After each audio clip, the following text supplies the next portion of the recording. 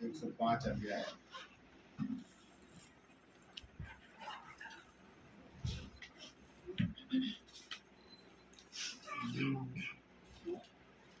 भजन 105 और 17 से लेके 22 तक।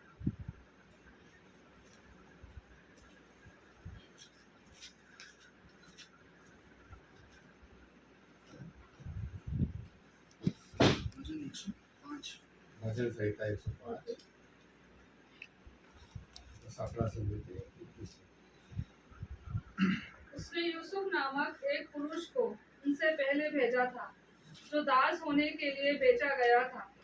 लोगों ने उसके पैरों में बेड़ियां डालकर उसे दुख दिया। वह लोहे की सलाखों से जकड़ा गया, जब तक कि उसकी बात पूरी ना हुई।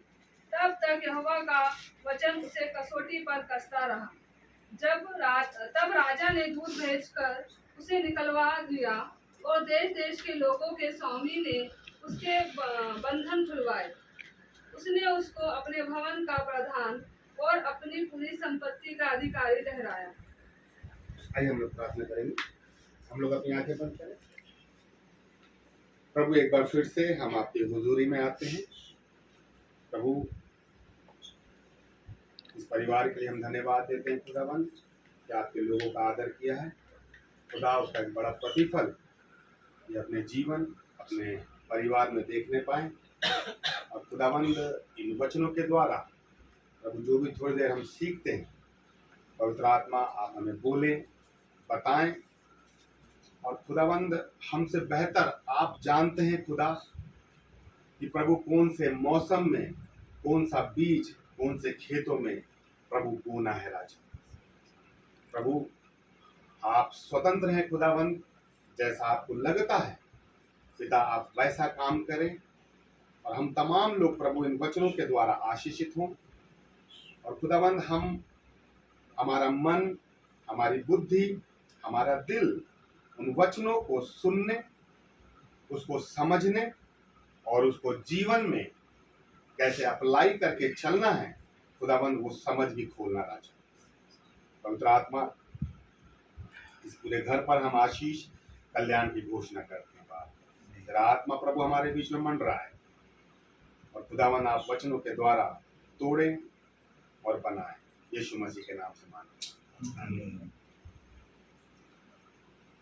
भजन संहिता की किताब, उसका जब हमने 105वां अध्याय 17 से लेके 21 तक हमने पढ़ा। परमेश्वर के दिल में हर एक व्यक्ति के लिए कुछ सोच पाई जाती है। बहुत कम लोग हैं जो परमेश्वर के दिल को, उसकी बुद्धि को, उसकी सोच को समझ पाते हैं। क्योंकि जब तक हम परमेश्वर से जुड़ेंगे नहीं, एक संगति में नहीं आएंगे, जब तक खुदा को हम जानने के लिए अपने मन को हम तैयार नहीं करेंगे, परमेश्वर कभी ऐसे लोगों पर अपना दिल, अपना भेद प्रकट नहीं करता जो उससे दूरी बनाता है। लेकिन परमेश्वर उन व्यक्ति पर अपना दिल खोलता है, उन लोगों पर अपनी बातें प्रकट करता है जो परमेश्वर से सीखना चाहते हैं और परमेश्वर से जुड़ना चाहते हैं। हम बहुत से लोगों के साथ उठते बैठते हैं कलीसिया में, घर परिवार में, लेकिन कई बार हम लोगों को नहीं समझ पाते कि व्यक्ति किस मन का है, किस बुद्धि का है, किस सोच का है। तो जब हम किसी व्यक्ति के साथ उठते हैं, बैठते हैं और उसको पूर्ण रीति से नहीं समझ पाते, तो परमेश्वर जो सारी आत्माओं का पिता है, उसको हम अपने छोटे से जीवन काल में अगर हम उसे समझने की कोशिश करें तो बड़ा मुश्किल है। लेकिन परमेश्वर के पास अच्छी चीज ये है कि आप उससे जो चाहे मांग सकते हो। हम सब मांगते हैं, लेकिन हमारे दिल में एक चाहत भी होना चाहिए कि खुदा, मैं तुझे समझना चाहता हूं कि तू है कैसा। मैं तुझे जानना चाहता हूं कि तू कैसे मन का है, कैसी समझ का है, कैसी परिस्थितियों में कैसा काम करता है। हमारी सोच उस लेवल में नहीं जा पाती कि हम परमेश्वर से कुछ बातों को उसके द्वारा ही सीख सके, समझ सके। हमारी प्रार्थनाएं भी ना, कई बार हमारी प्रार्थनाएं एक राशन की दुकान के जैसे रहती है, हम लिस्ट थमा देते हैं प्रभु को, फिर टिक लगाते जाते हैं, हाँ प्रभु ये दे दिए, ये दे दिए। ठीक है, उसमें भी कोई बुरी बात नहीं, मांगना चाहिए। पर प्रार्थनाओं के अलावा एक और चीज है कि हम उस लेवल में चले जाएं कि हम प्रभु को समझने लग जाएं कि हमारे घर में यदि ये परिस्थिति चल रही है तो इसके पीछे रीजन ये है, खुदा इसके पीछे ये काम करना मांग रहा है। हमने प्रार्थना नहीं किया, हमने प्रभु से पूछा नहीं, हमने किसी से प्रार्थना नहीं करवाया, लेकिन घर में, ऑफिस में, अपने चर्च में कहीं भी कुछ यदि गड़बड़ हो रहा है तो प्रभु के साथ संगति करके हम अपने आप को उस लेवल में लेके चले जाते हैं, या प्रभु हमें उस लेवल में लेके चला जाता है कि हम समझने लग जाते हैं कि इस परिस्थिति के पीछे परमेश्वर क्या काम करना मांग रहा है। यूसुफ को गड्ढे में डाल दिया गया। अब गड्ढे में डाल दिया गया और हम पूरी कहानी जानते हैं कि उसके साथ क्या क्या क्या क्या होता गया।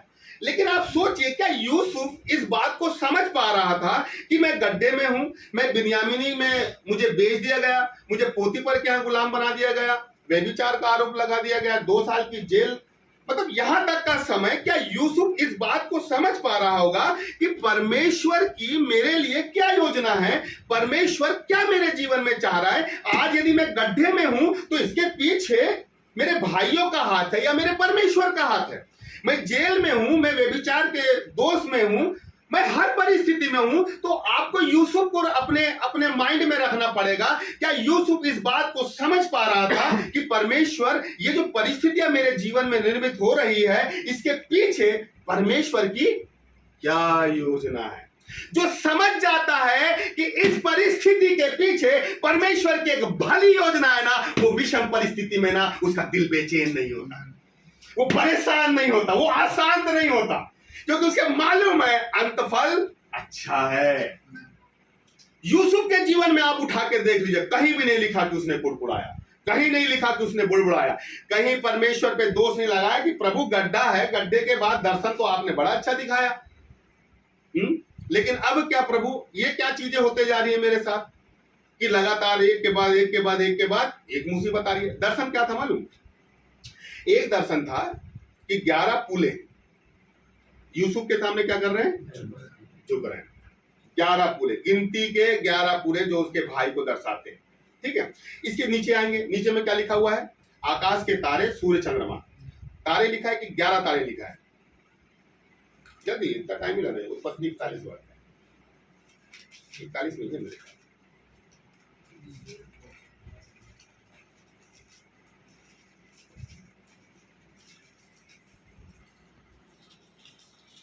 नौ बार 37 का 9।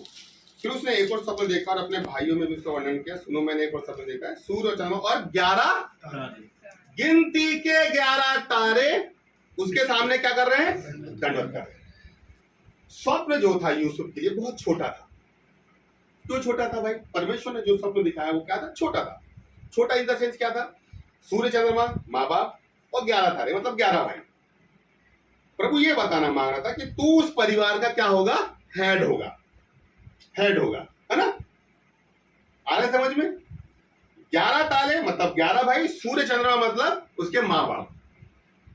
तो जैसे घर परिवार में देखते हैं ना, जब किसी को गवर्नमेंट जॉब लग जाती है 3-4 भाइयों के बीच में, तो उसका परिवार अलग ही चमक जाता है ना? और फिर उसका थोड़ा अलग रवैया, अलग थोड़ा सा हो जाता है, थोड़ा उसका लेवल भी अलग हो जाता है, उसके घर में पूछ पाछ हो जाती है, उसके कोई उसको बुरा वाला भी नहीं बोलता है, उधारी मांगना पड़ता है, ऐसा रहता है ना? तो यूसुफ का भी आप ये सोचिए कि परमेश्वर यूसुफ को उसके घर का हेड बनाना मांग रहा था इस स्वप्न के मुताबिक।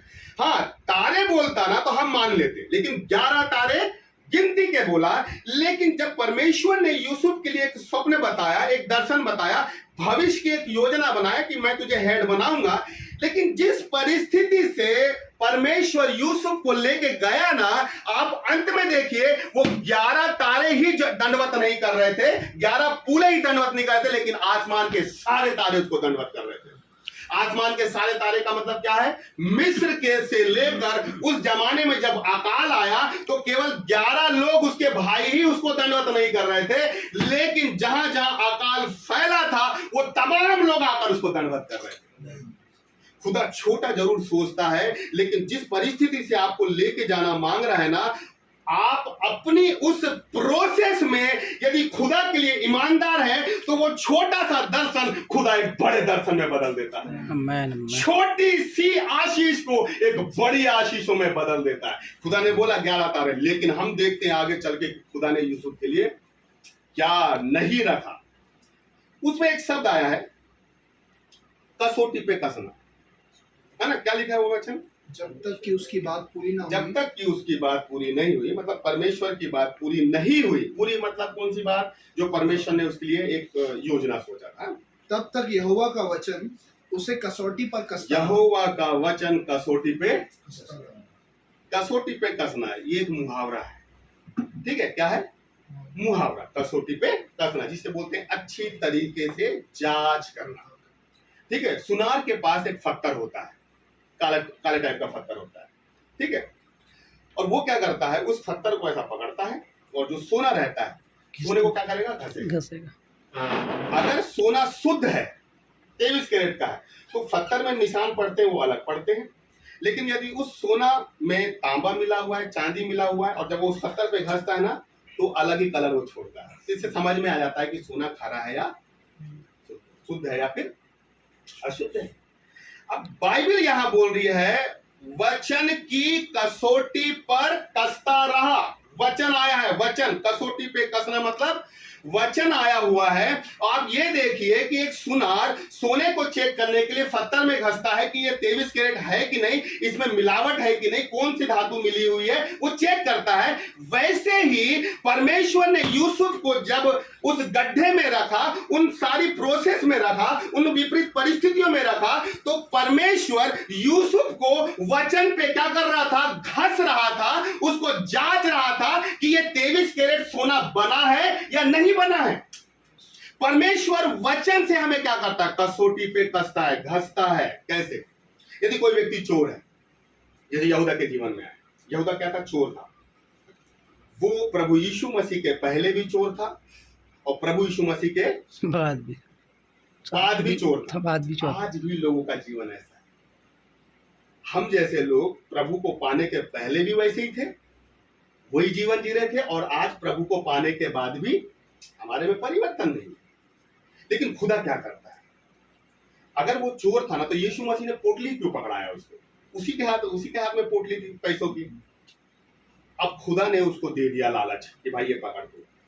अब खुदा ये देख रहा है कि एक इस यहूदा को उसके सामने वो परिस्थिति ला दिया जिस परिस्थिति में परमेश्वर को उसे घसना है। परमेश्वर को पता है कि ये इस परिस्थिति में फेल हुआ व्यक्ति है, ये इस परिस्थिति में असफल व्यक्ति है, तो खुदा ने वही परिस्थिति उसके सामने लाई कि ये इस परिस्थिति में खरा निकलता है कि नहीं निकलता, उस वचन में खरा निकलता है कि नहीं निकलता। परमेश्वर ने बोला चोरी नहीं करना, तो उस वचन में खरा निकलता है कि नहीं निकलता। तो परमेश्वर ने यहूदा को पकड़ा और जो बाइबल में जो वचन लिखा है चोरी नहीं करना, उस वचन पे क्या किया? उसको घसने की कोशिश किया। आज भी आप अपने जीवन में उठा के देखो, यही अय्यूब बोलता है मैं जिस परिस्थिति से डरता हूं वही परिस्थिति मुझ पे।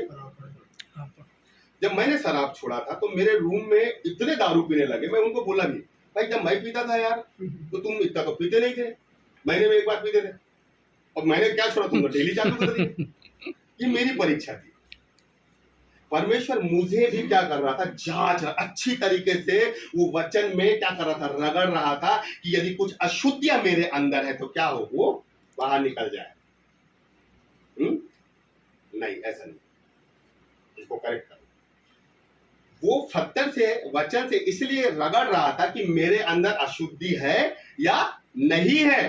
पत्थर ये बताएगा कि आपके अंदर अशुद्धि है या आप शुद्ध हैं। वचन आपको यह बताएगा कि आपके अंदर मिलावट है या नहीं है। जब परमेश्वर हमें देख लेता है पत्थर पे रगड़ के, वचन पे रगड़ के कि यार ये व्यक्ति अभी अशुद्ध है, इसके बाद फिर वो हमें क्या करता है? आग में डालता है ताकि हमारी अशुद्धियां क्या हो? दूर हो जाए। खुदा ने यूसुफ को उस परिस्थिति में रख दिया और वचन से उसे जांचने की कोशिश कर रहा है कि ये इस परिस्थिति में इस वचन के अनुसार ईमानदार है कि नहीं। वो पास निकला, फिर दूसरी परिस्थिति में लाया और खुदा ने फिर देखने की कोशिश किया कि इस परिस्थिति में ईमानदार है कि नहीं। वो उसमें भी पास निकला और सबसे लास्ट वाली परीक्षा थी व्यभिचार की। व्यभिचार जो सबसे बड़ा पाप है। और लेकिन परमेश्वर के अनुग्रह से उसने उस चीज को भी क्या किया, जीत पाया। उसको मालूम था कि मेरे लिए खुदा ने जो मुझे स्टार्टिंग पॉइंट में एक बड़ा प्रतिफल, एक बड़ी योजना मेरे लिए बना के रखा है और यही वो प्रोसेस है जिसके माध्यम से मेरा अंत फल अच्छा है। मुझे इस प्रोसेस को बिगाड़ना नहीं है, इस प्रोसेस को खराब नहीं करना है, लेकिन ये प्रोसेस मुझे जैसे जैसे इस प्रोसेस से मेरे को लेके खुदा लेके जाना मांग रहा है, मैं वैसा ही लेके जाऊंगा। और हम जानते हैं कि अंत फल उसका कितना बढ़िया था। हम लोगों के साथ क्या दिक्कत है, हम जब परिस्थितियों में पड़ते हैं ना तो हम समझ नहीं पाते कि इस परिस्थिति में हमें फेस कैसा करना है, इस परिस्थिति से लड़ना है। देखो बाइबल क्या है, एक जगह बोलती है बाइबल शांत रहने में ही और लौट आने में ही तुम्हारी भलाई है, लेकिन एक तरफ परमेश्वर ये भी बोलता है युद्ध करो, तुम्हें लड़ना है। अब आप देखिए तो आप परिस्थिति के सामने अगर खड़े हो गए तो आपको पता कैसे चलेगा कि इसमें लड़ना है कि शांत रहना है। जब तक आप परमेश्वर के दिल को, उसकी कल्पना को नहीं समझेंगे, आप नहीं समझ सकते कि इस परिस्थिति में। और यही दिक्कत है आज हमारे घर में, यही दिक्कत है कि जहां हमें शांत रहना चाहिए वहां लड़ लेते हैं और जहां लड़ना चाहिए वहां शांत बैठ जाते हैं। उल्टा पुल्टा कर रहे हैं तो उल्टा पुल्टा कर रहे हैं तो उल्टा पुल्टा तो होना ही है।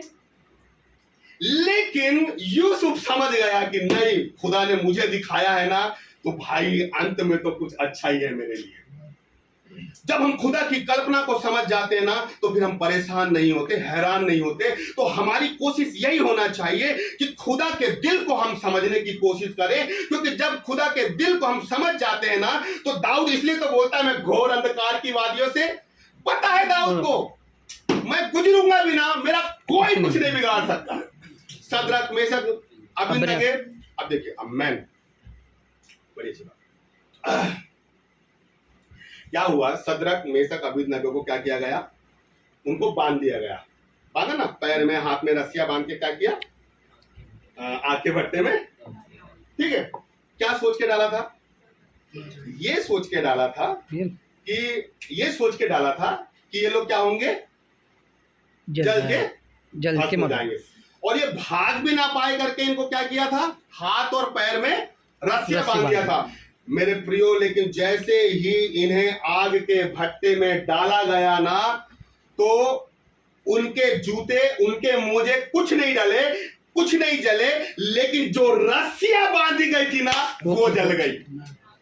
हमें जो बांधने के लिए जो रस्सियां हमारे लिए इस्तेमाल होती है ना, और सोचते हैं कि हमें बांध के वो आग के भट्टे में डाल देते हैं, विषम परिस्थिति में डाल देते हैं, ये सोच के कि हम हिल ना पाए, डुल ना पाए और वहीं के वहीं मर जाएं। लेकिन उन्हें मालूम नहीं है कि जिन बंधनों में उन्होंने हमें बांधा है ना वो बंधन जल जाएंगे और हालेलुया, जाएंगे। खुदा हमें स्वतंत्र करने वाला परमेश्वर है। अगर आज हमारे जीवन में बंधन है तो आज हम विश्वास करते हैं कि ये जो परिस्थितियां हमारे घर, हमारे जीवन में निर्मित हुई है ना, वो इसलिए निर्मित हुई है कि हमारे जीवन के बंधन जल जाए, हम नहीं जले। ये खुदा की सोच है। जब किसी व्यक्ति के जीवन में उसको ये प्लानिंग योजना का एक खुदा का दिल समझ में आ जाता है ना कि यार ये जो आग जैसी परिस्थितियां घर में चल रही है और हम बुझाने की कोशिश कर रहे हैं और आग और धधक रही है, आप समझ जाओ ये मुझे जलाने के लिए नहीं आई है, लेकिन लोगों ने जो मुझे बांध कर जलाने की कोशिश की है ना, ये उस बंधन को जलाने के लिए आई है। हालेलुया। तो अब यदि मेरे पास ये प्रकाशन है और आज मेरे घर में कुछ ऐसा हो रहा है तो मैं क्या करूंगा, परेशान रहूंगा या आधा किलो चिकन लाके घर में सब्जी बनाऊंगा? मैं खुश रहूंगा यार, मेरे पास प्रकाशन है। मैं समझ गया कि ये आग मेरे जीवन में क्यों लगी है। मुझे खुदा का दिल समझ में आ गया कि बेटा ये आग इसलिए लगी है कि तू ना जले, तेरे घर के लोग ना जले, लेकिन तेरे को जिन लोगों ने रस्सियों से बांधा है ना, वो रस्सियां बंधी वो जल जाए। हालेलुया। हमें खुदा के दिल को समझना। जब तक हम खुदा के दिल को नहीं समझेंगे ना, हम परिस्थितियों में, विषम परिस्थितियों में ऐसे ही हैरान परेशान रहेंगे। आप देखो कितने लोग हैं जो लगातार प्रार्थना करवाते हैं, लेकिन उनके जीवन में आज भी कोई ऐसा चेंज नहीं है ना। अब देखिए थोड़ा सा और आगे बढ़ लेंगे, इसी के आगे देखिए बड़ी अच्छी चीज लिखी हुई है। तब राजा ने दूत भेजकर उसे निकलवा लिया और देश के लोगों के स्वामी ने उसके, अब देखिए बाइबल क्या कह रही है, राजा ने दूत भेजकर उसको निकलवा लिया और देश देश के लोगों के स्वामी ने, बांधा किसने था? राजा के सिपाही लोग। फिरौन ने, मिस्र के राजा ने, मिस्र। ठीक है, एक राजा ने बांधा था, है ना। पोतीफर ने उसको जेल में डाल दिया, ठीक है। हम ये कह सकते हैं कि भाई राजा ने, मतलब वहां के राजा ने, फिरौन ने यूसुफ को कहा जंजीरों में जकड़वा दिया। लेकिन उसके नीचे क्या लिखा है उसके नीचे देखो, उसके नीचे ये लिखा है, देश देश के लोगों के स्वामी ने, बांधा एक ने लेकिन खुलवा बहुत रहे हैं। बांधा एक ने लेकिन खुलवा बहुत रहे हैं। इसका मतलब ये है, हमको कोई भी एक व्यक्ति बांधने की कोशिश करेगा, एक व्यक्ति जकड़ने की कोशिश करेगा, एक समस्या हमें जंजीरों में बांधने की कोशिश करेगी। लेकिन यदि आप खुदा में ईमानदार हैं और खुदा के दिल को आप समझ रहे हैं ना, एक व्यक्ति बांधने की कोशिश करेगा लेकिन खुदा हजारों लोगों के द्वारा आपकी जंजीरों को खुलवा देगा। हालेलुया। हजारों लोगों के द्वारा। अब मैं ये सोचता हूँ, यूसुफ लेटा हुआ है, जंजीरों में जकड़ा हुआ है जेल में, और उसके पास कई लोग आए जंजीरें खोलने। सोचो, इमेजिन करो, भाई साहब लेटे हुए हैं बढ़िया, कोई पैर की जंजीरें खोल रहा है, कोई हाथ की, कोई गले की, जैसे कोई लेटता है और कैसे कोई पाँव दबाते हैं। यूसुफ आराम से लेटा है और बाकायदा देश देश के लोगों ने, देश देश के राजाओं के लोगों ने यूसुफ के पास लोगों को भेजा और वो उसकी जंजीरें। अब कल्पना करें, एक व्यक्ति बड़े आराम से लेटा है, लोग आ रहे हैं उसके पास और उसके बंधन खुल जा रहा है। आप खुदा के दिल को समझ रहे हैं ना, किसी भी जंजीर में क्यों ना हो, किसी भी बंधन में क्यों ना हो, आप लेटे रहेंगे और लोग खुद आकर आपकी जंजीरों को खोलेंगे। लोग खुद आएंगे। हमारे घर में जिसने आग लगाया है, हमारे जीवन में जिसने आग लगाया है, जिसे हम, कई लोगों ने जो हमें जंजीरों में बांधा है ना, आप खुदा के दिल को समझना की कोशिश करना, वो लोग खुद आएंगे और खुद बोलेंगे यार हमसे गलती हो गई भाई, इसके तो जंजीरें खोलो। ये हमारा खुदा है यार, मजाक थोड़ी है। बस हमें समझना है कि यूसुफ 2 साल जेल में रहा। अरे साहब, लेकिन वो भी किस सजा? ऐसी सजा जो उसने पाप नहीं किया, फिर भी आराम से बेचारा। सोचो, अंतिम पॉइंट में है वो, लेकिन अंतिम पॉइंट में भी उसका दर्शन अभी भी बना हुआ है उसके दिमाग में कि नहीं, मेरे परमेश्वर ने मुझसे वादा किया है और वो मनुष्य नहीं है कि वो झूठ बोलता है। उसने किया है मेरे लिए और उसे पता है कि ये मेरी अंतिम स्टेज है। और जब दर्शन देखा और जब हम जानते हैं कि उसको कैसे खुलवाया गया और एकदम से उसके लिए प्रधानमंत्री का पद तैयार था। खुदा के दिल को समझने की कोशिश करें। खुदा आपको कब यहां से यहां लेके चला जाएगा ना, आप देखते रह जाएंगे। पलक झपकने में जितना टाइम लगता है, उतने देर में खुदा आपको कहां से कहां लेके जाएगा आप देख नहीं सकते, आप समझ नहीं सकते। बस आपको समझना है कि ये जो परिस्थिति मेरे जीवन में चल रही है ना, इसके पीछे कुछ कारण है, इसके पीछे परमेश्वर का दिल है, इसके पीछे परमेश्वर की योजना है, इसके पीछे कुछ ना कुछ तो है जो खुदा ने मेरे लिए सोच के रखा है। एक व्यक्ति आपके लिए नुकसान करने के लिए आएगा, लेकिन खुदा 50 लोगों को आपके लिए खड़ा कर देगा।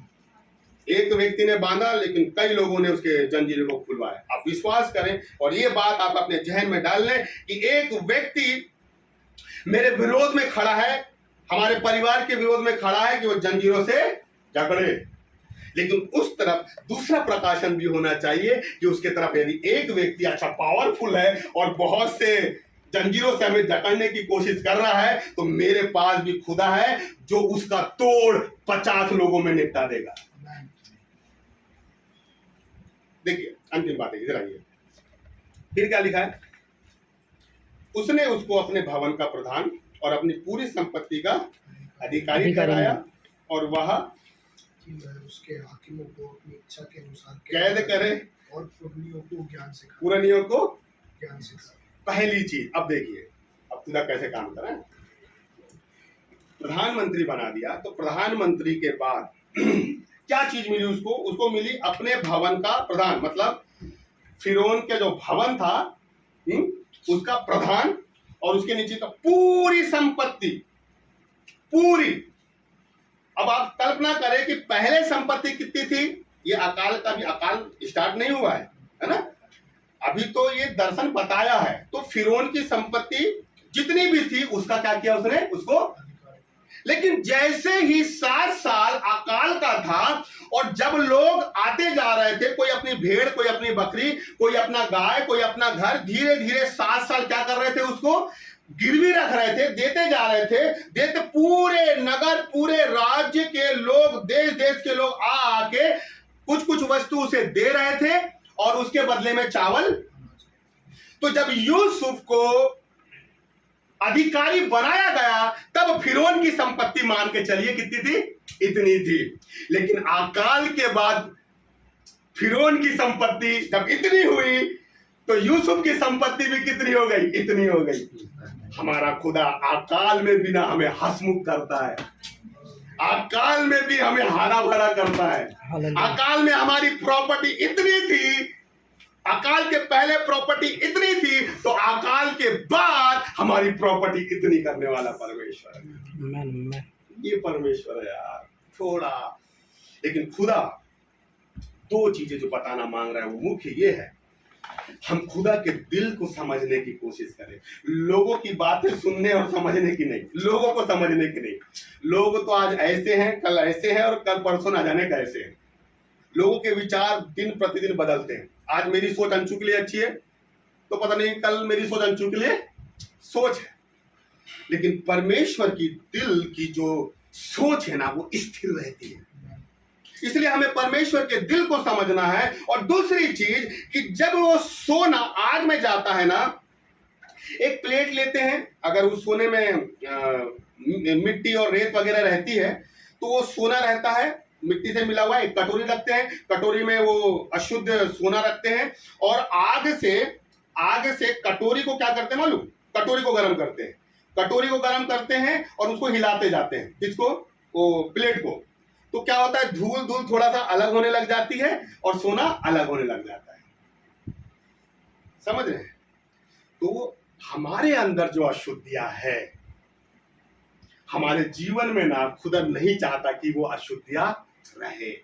इसलिए खुदा समय समय पे थोड़ी सी हमें आज क्या करता है? आज देते रहता है और वो हिलाते भी रहता है कि हमारे अंदर से क्या हो? धूल मिट्टी बाहर निकले। और बाइबल अगर आप प्रकाशित आपके पढ़े तो वहां लिखा हुआ है, मैं तुझे क्या बनाऊंगा? अपनी अंगूठी बनाऊंगा।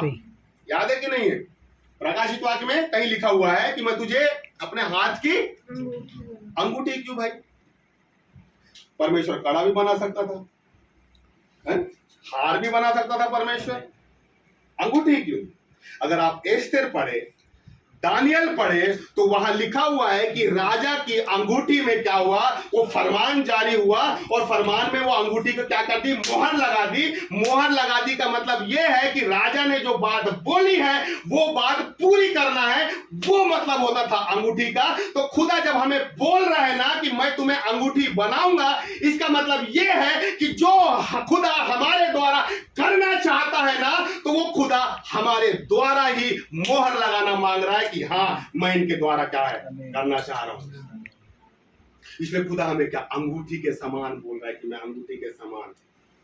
2 चीजें, हमें एक तरफ से अपने जीवन की जो मिलावट है, चाहे दिमाग में हो, विचार में हो। आज सबसे ज्यादा शैतान मालूम कहां वार कर रहा है?